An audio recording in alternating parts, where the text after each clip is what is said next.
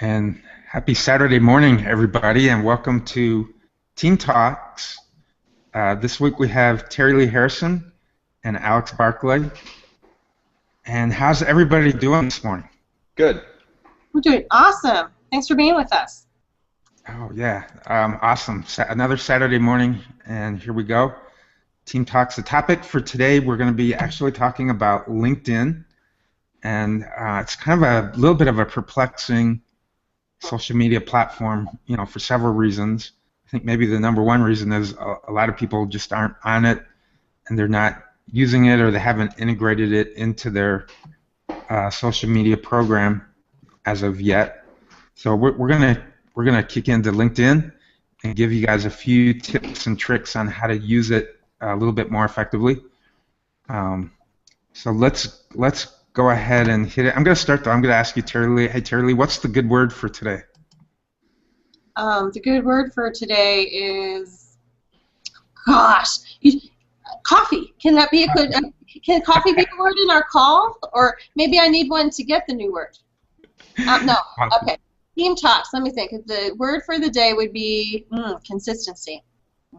Oh, I like that. I like coffee too. You know what? I haven't had any caffeine yet this morning, and I'm not a huge coffee drinker, but I usually do partake in some hot tea, and I haven't even done that this morning, so maybe a little caffeine's a good thing too, but consistency is always great, right, especially in business.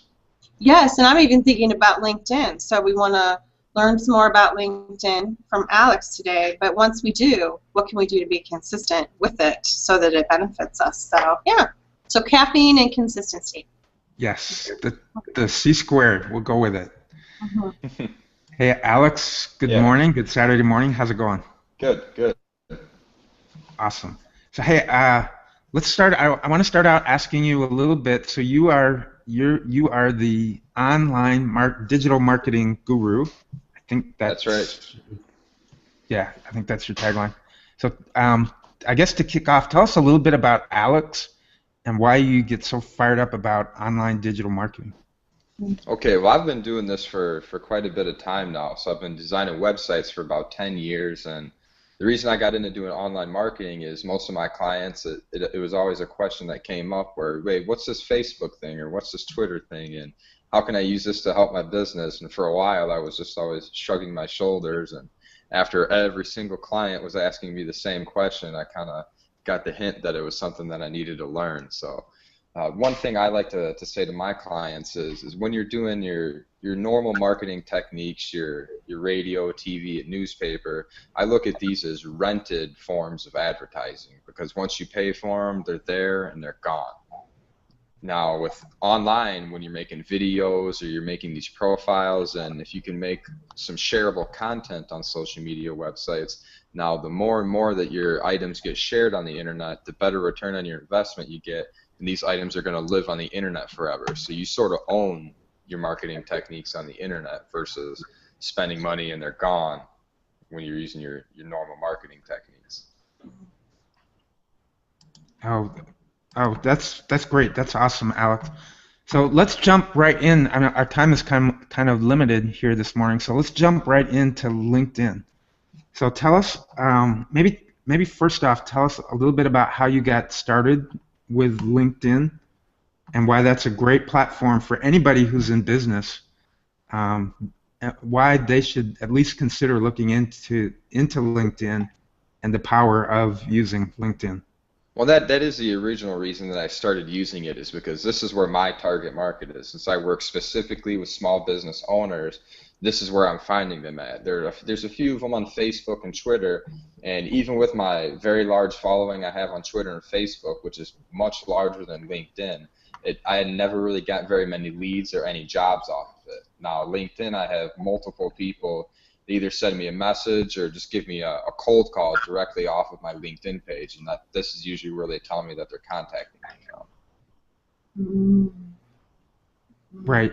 So you've actually managed to get business, like legitimate business, from using LinkedIn. So yeah, how is it? This is without actually having to purchase LinkedIn ads, which are fairly affordable, but there's ways that you can network yourself on the website without having to pay for advertisements.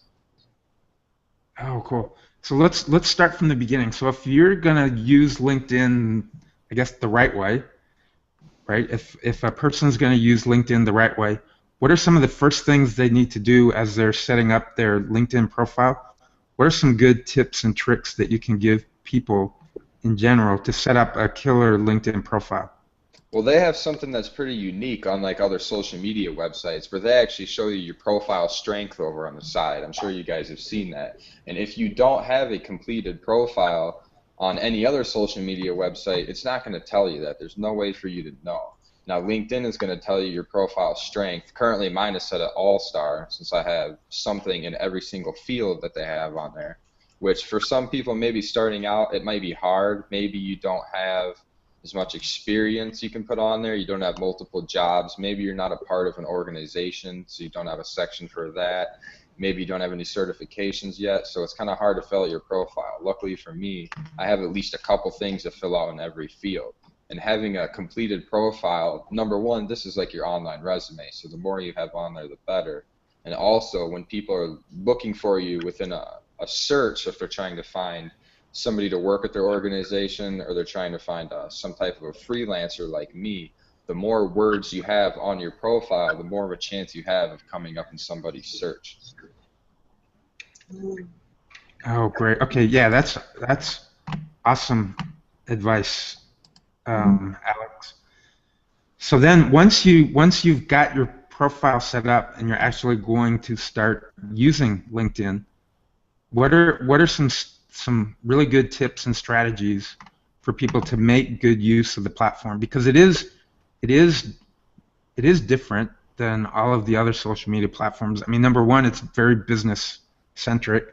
So I mean, of course, it doesn't make too much sense for people to go on there and share cat pictures and do the whole cat or day thing like they do on Google Plus. So what are some of the really good strategies that people need to consider when they're using their LinkedIn? Well, the most viewed part of your profile is really just that top section there where your name, your tagline, your location, your current job, and then your picture is actually one of the biggest parts. And that's one of the big issues I see. If you don't have a picture, I personally, I'll accept somebody if they don't have a picture, but I don't add people if they don't have a picture, because what that says to me is that they don't care about LinkedIn and they don't use it, so there's no point for me to have them in my personal network on here. So not just having a picture, you shouldn't just steal your picture off of Facebook or Twitter, because generally that picture is more of an easygoing picture. It's not a professional headshot like it should be. You should be thinking of this as your online resume. This is the picture that possible job recruiters and future people that are looking to do business with you are going to see. This is their very first impression of you. Yeah, Alex, I think that's a great point. It is unlike any of the other social media platforms because it is a platform that's specifically geared towards business. So when you're using LinkedIn, you need to kind of put your business hat on and kind of take that approach. So, hey, Terry Lee, do you have Mhm. any questions for Alex regarding LinkedIn or the discussion that we've had I like so do. far? I do. Thanks, James. Alex, I have dived in a little bit. I'm probably like a lot of people, so I play around on the other social media web opportunities, and then I haven't maximized it. So if it was someone like me, I have a certain number of connections, but I haven't really been using it the way I should. What would be some critical things I could do to get started? Okay, so I just pulled yours up in front of me right now. Oh no! So actually, Oh gosh! Okay, I can talk about a live makeover. Okay. okay, so the one thing that I was going to bring up is once you Mhm. have your profile completed, it doesn't tell Mhm. me if you have it at 100% or not, but it looks like you have quite a bit on here. One of the Okay. best ways to make your profile stand out, and one of the things that a job recruiter usually would scroll down to find, Mhm. is the recommendations, the actual recommendations you have written by people, not your skills where people can endorse those, but you have Yes. quite a few people who have endorsed those too. So that does help. But the actual recommendations that people can read are the biggest ones on there. So you have quite a bit. Looks like you got, I think there's 5 on here. So the best way to get recommendations is to actually write recommendations for other people that you've worked with. So maybe you just spend an hour or 2 hours in a day writing a recommendation for everybody that you've done work with, which I'm sure is quite a few people. And that's usually the best way to get recommendations back.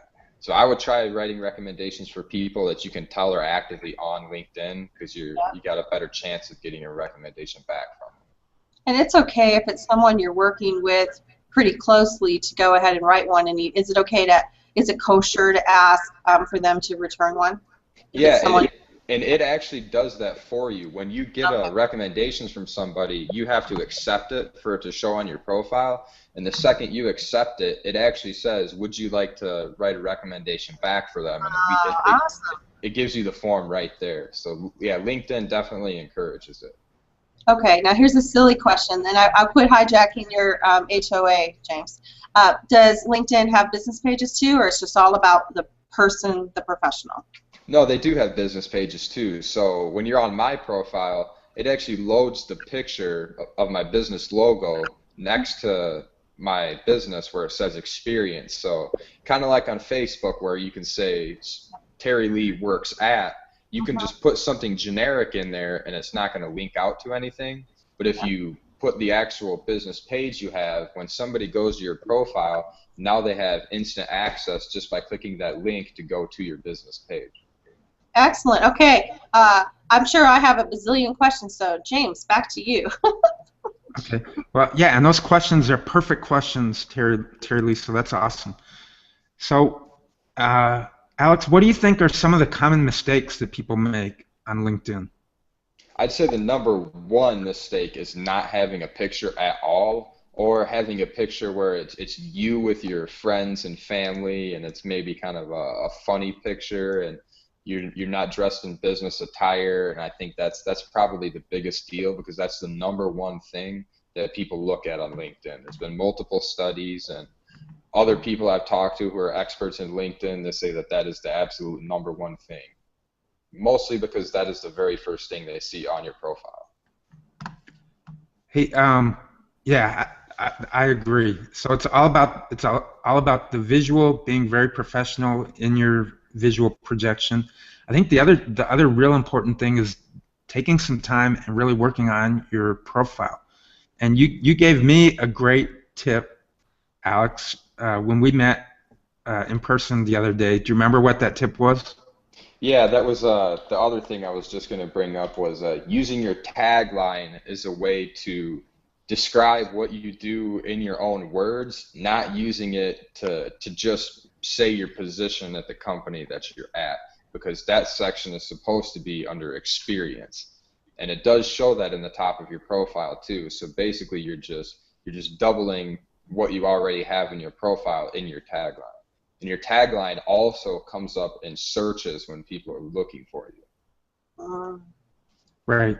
And so that's important. So your tagline should, when you're creating your tagline, you want to think action, and you also kind of want to think keywords, because if people are searching for you or for keywords, then your tagline will come up.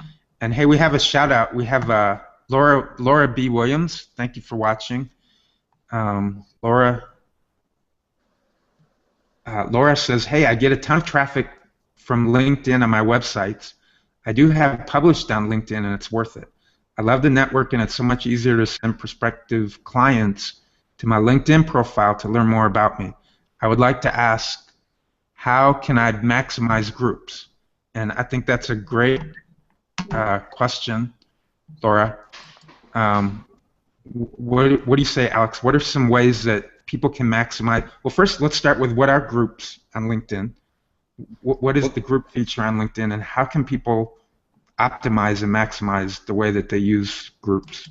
Well, you can compare them to a lot of different groups that there are on Facebook, because there are a pretty wide variety of groups on LinkedIn. There's some of them who are looking specifically for referrals, comparable to Team Referral Network, and like I'm a part of one that's Antelope Valley Business Network, and then there's an Antelope Valley Small Businesses.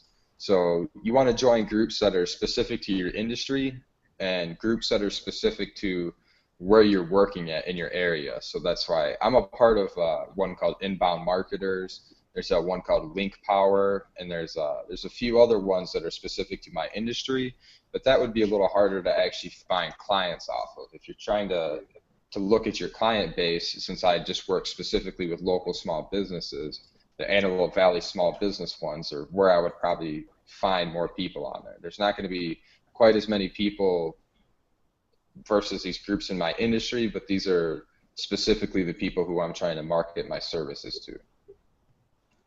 Yeah, that's great. Yeah, so you prompted me to think of something, Alex.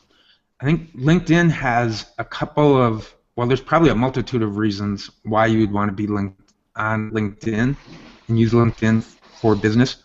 One of them is networking, right? Networking, finding power partners, people who you can connect with, network with, learn from, and maybe help them and they help you in your business. So that's one thing.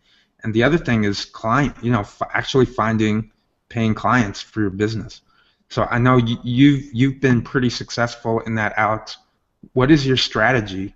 What strategy are you using on LinkedIn to help you to get clients?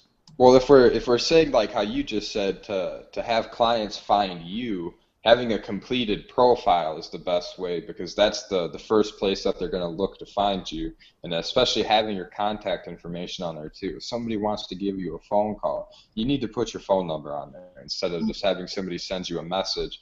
Unless I also have the LinkedIn app on my phone, and I check this maybe 10 or 15 times a day, so I can still get back to messages right away. But some people are still going to want to give you a phone call. They still do business the old school way. And you want to make sure that you have your contact information on there. And having a premium profile is going to give you what's called open profile, which lets anybody who doesn't have a LinkedIn profile or is a third-degree connection. Normally, with a free profile, they can only see a limited version of your profile, which doesn't include your contact information. So for the $9.99 I pay a month, this is basically like a whole nother website I have. So for people that are searching for my name specifically or my business on Google, they're going to come across my LinkedIn profile as well as my website and my other social media profiles. So if this is the place that they land, they now still have all the same contact information that would be on my other networks and on my website. Oh, you know what? That's a great tip, Alex. So let's talk briefly about the publish feature on LinkedIn, which I think went live for everybody about a month or 2 months ago. So the publish feature on LinkedIn tied into Pulse. So let's talk a little bit about what that is and how people can use that to also get notoriety on LinkedIn. Yeah, so it's kind of funny how this it's kind of comparable to Facebook again on how you're able to write notes on Facebook, but that never really was a popular feature that took off because people aren't on Facebook to read long articles like they are on a website that's more business centric like LinkedIn. So now this gives you a chance for all the normal content that you're writing on your blogs that people don't see unless they're going to your website.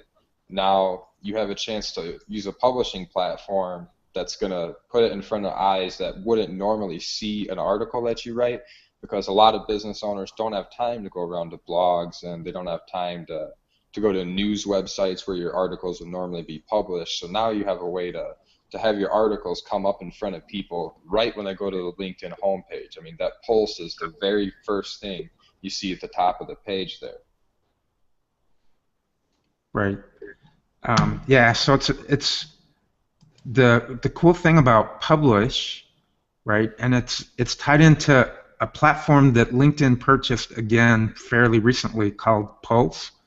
And so if your published article gets enough, I guess, traffic to it, I'm not 100% sure exactly how this works and the way they've set up the algorithms, but if you publish something on LinkedIn, and the way that you do that, it's not super intuitive, but it's actually really easy once you know the trick. So if you look on your LinkedIn profile, if you click on the home page, you look on your LinkedIn profile. If I were a little bit more prepared, I'd screen share, but It's real super simple, super simple. Look on your LinkedIn profile, go to your homepage, and where you would normally update your status on LinkedIn, if you look, there's a little pencil there. You just click on the pencil on your status, and it'll bring up the publish feature. It looks like kind of almost like a mini version of WordPress, if you've ever been in WordPress, but it's a lot easier to use. And then you just create your amazing, best-selling blog post ever, your masterpiece, right? You create that. You add some visuals. If you add a visual, at least one visual, it's much more likely. It's much more likely that somebody will click on your article and read it. So the visual is real important to at least attract attention. And I was reading an article that the most read blogs have up to 8 visuals in them. So you can go a little bit crazy with the visuals. Just make sure that they tie in well to the article that you're writing. But then you go ahead and write your article. You can preview it. When it's done, you can edit it just like you would on any other publication that you're going to put out there, in the world. Make sure it's good, it's well written, it has the right visuals. Preview it, edit it, and fire it away. And if it gets picked up on Pulse, right, it'll become like a trending. If you're used to Google Plus, it'll become almost like a trending topic on LinkedIn, and it'll get a lot more traffic that way. So that's a creative way that you can use LinkedIn to get notice, right? Yeah, and especially for people who are in industries like me and you, James, because if you can get 3 million views on an article, now you've already gotten the chance to prove yourself as an expert in what you do, and you have a link on top of that that's going to say that you're the author, and you're going to get just tons of views on your profile. And I mean, even if you get just 0.1% of those people actually call you, and you close a couple of those people, now that maybe even if you just spend a couple hours in writing that article, you have the potential to gain quite a few consulting clients off of that single article that you wrote. Yeah, exactly. So that's another great strategy to use if you're going to use LinkedIn. And I need to do a little bit of research. So if you have a website and you blog on your website, I'm not sure if you want to post that blog word for word, publish it word for word in LinkedIn. I think a good strategy may be, and a strategy that I'm going to use going forward is, when I post on my blog, typically when you post on your website, when you post a blog, you might have one overriding subject that you're talking about. You might touch on a few points, regarding that subject. One strategy that I'm going to implement with LinkedIn is I'm going to take one of the, one section of my blog post and kind of elaborate on that one section a whole lot more, and then publish that into LinkedIn. So that's a strategy that I'm going to use. I think anyone can come up with any kind of strategy, publishing strategy that works for you. But I think the most important thing is that you're utilizing that feature in one way or another. Yeah, sort of generically, I was going to say that on LinkedIn, your blog post should probably be a little bit shorter, because people aren't going to be reading for as long when they have a big list of articles they're reading through from different people. And you want it to be longer on your website for search engine optimization reasons. You want it to be really packed with keywords. So on LinkedIn, you're not really going for that. You're kind of just trying to make a good impression on people. And to do that, I think you need them to read the entire article and not see, oh, this is a 3-page long article. If you don't catch them in those first couple paragraphs, they're probably not going to finish the article. Mm-hmm. Yeah, I think that's great advice. I think you can use it kind of as a teaser, right, Alex? You can, like, if you're going to use the strategy that I'm going to use, maybe take a little section of your blog, elaborate on it a little bit, put it into LinkedIn, and then link back to your blog, so that if people want the whole story, then you're driving them, back to your website. But you're giving them enough that they're intrigued and they want to learn more about what it is that you have to say.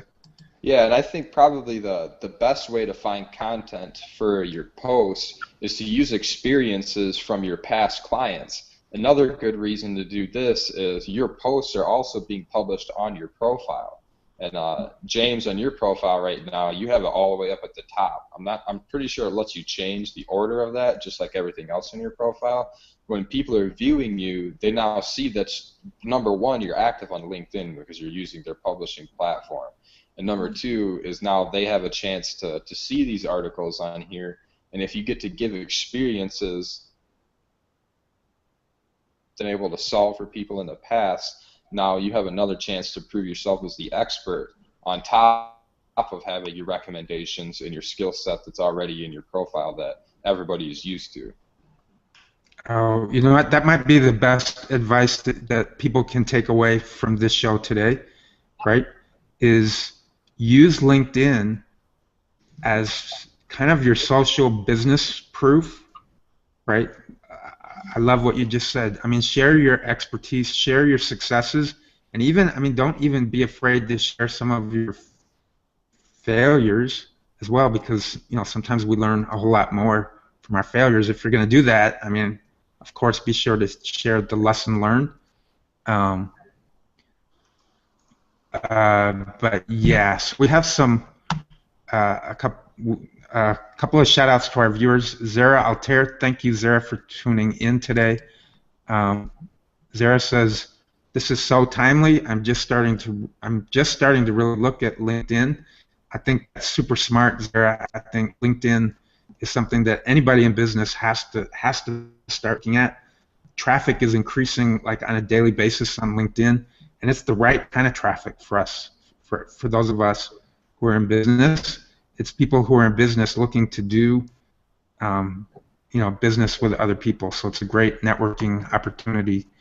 Zara also says, let's see, my understanding is separate material for posts other than blog. My blog posts go to LinkedIn. So I think what Zara is saying is when she publishes, she doesn't publish her blog directly. She'll probably publish something else. But when she posts, just as a regular normal post on LinkedIn, she will post her blog, a link to her blog there. So I think that's good advice. So great. So now, Alex, I wanted to and thank you, Zara, for watching, and thank you for some awesome questions, Zara and Laura.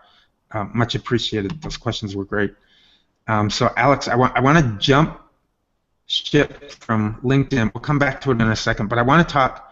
So this is Team Talks, right? We're here today for Team Talks. So I want to talk just for a couple of minutes before we close out today about team, what team is all about.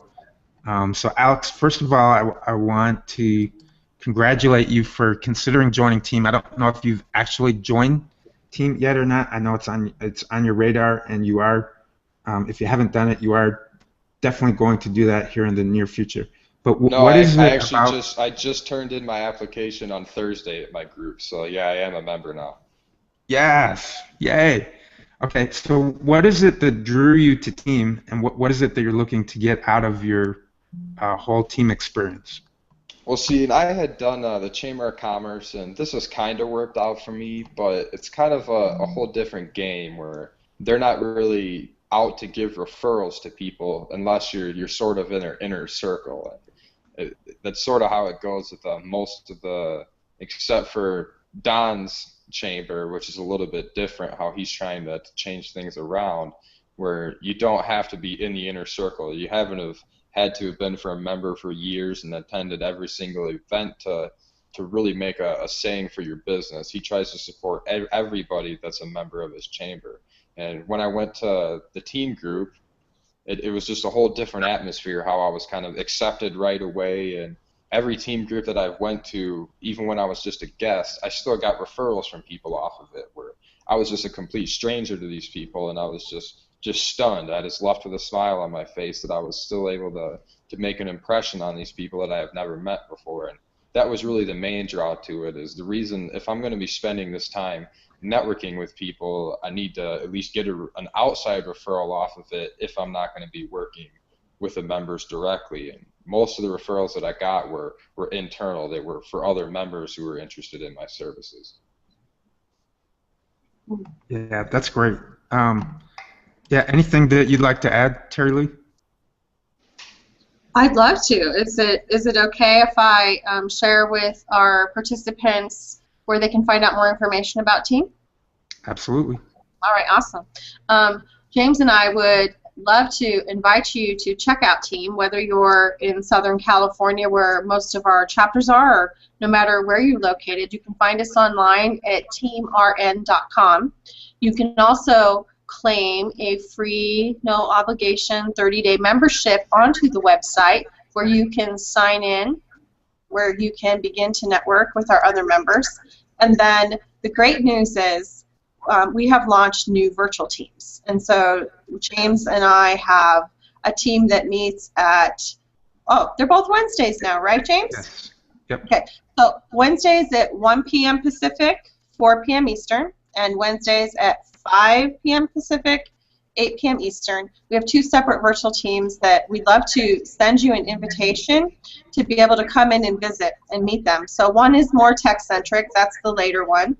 The other one is more authors and speakers and the people that serve them. And so if you're interested at all, or maybe you don't even fit in those categories and you might like to just come in and see what it's about, to be able to network nationally just like this on screen with professionals around the country, you can email me for an invitation at Terry Lee Talks, Terrie,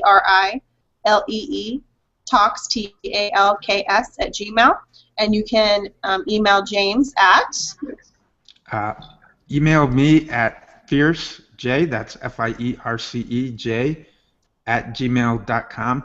And if you really are interested in joining a virtual team, the really cool thing about the virtual teams is if, like Terry Lee said, if neither one of these two teams that we've got set up kind of fit your demographic, and by demographic I mean what is it that you would want to achieve by being a part of a team, we can actually work with you to create your own chapter and help you to get the right people in your chapter that would be ideal, excellent power partners for you.